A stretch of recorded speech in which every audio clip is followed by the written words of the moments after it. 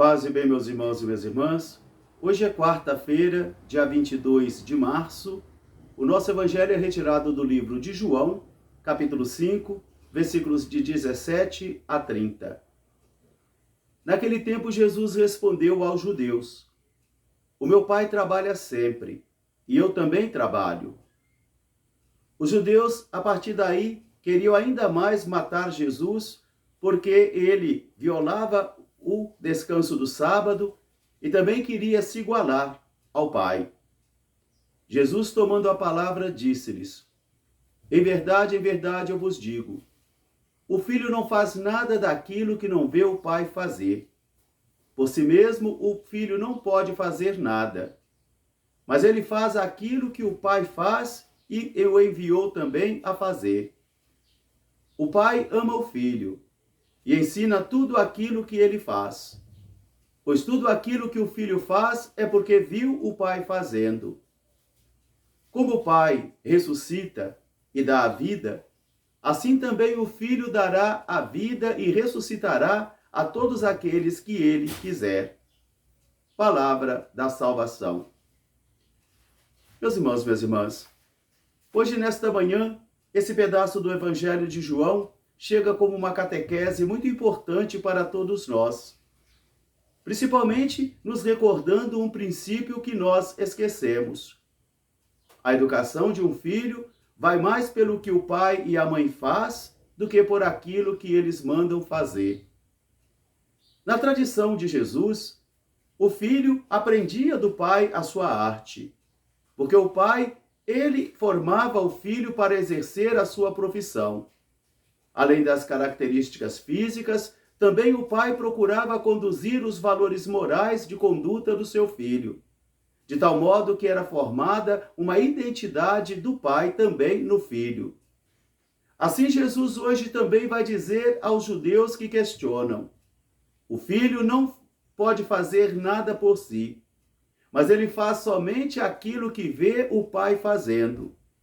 O pai ama o filho, e o filho, sendo amado, ele também faz tudo aquilo que o pai realiza. Mas Jesus recorda também aos judeus: o pai faz coisas grandiosas, mas ensinará o filho a fazer coisas ainda maiores, porque como o pai age, também o filho deve agir. Aqui Jesus está proclamando a sua identidade e missão. E essa identidade e missão de Jesus, ela tem o seu fundamento na identidade e na missão também do Pai. O Pai como misericórdia, o Pai como fonte da vida e o Pai também como o Rei de Israel. Por isso o Filho também vem até a nossa história humana, trazendo esta missão e essa identidade do Pai. E como o Pai, o Filho também é misericordioso. Como o Pai, o Filho também é o Senhor da vida. E como o Pai, o Filho também foi chamado para reinar. Mas tudo isso despertou ainda mais violência no coração dos judeus, principalmente porque eles estavam enraizados num arquétipo de pensamento muito profundo, onde eles não aceitam e não acolhem esta revelação divina. Ainda hoje, depois de 2023 anos de história, essa verdade da nossa fé choca as populações, choca também as pessoas. Proclamar o senhorio e a divindade de Jesus. Proclamar que Jesus não é mais um santo do céu. Proclamar que Jesus não é mais um profeta, mas proclamar que Jesus é o Senhor, o realizador das obras do Pai. Isso somente é a ciência do alto, somente a ciência divina, e somente aqueles e aquelas que o Pai quiser manifestar é que vai compreender a profundidade, a altura e a largura do amor que Deus tem pela humanidade, enviando o seu Filho. De tal modo que o Filho, então, faz tudo o que vê o Pai fazendo. E é Jesus que vai recordar isso. O Filho não faz nada por si, mas ele faz aquilo que o Pai faz. E o Pai ama o Filho. E o Filho, sendo amado, então, ele vai manifestando a mim e a você o mistério do Pai. porque Jesus é o grande revelador do rosto do Pai.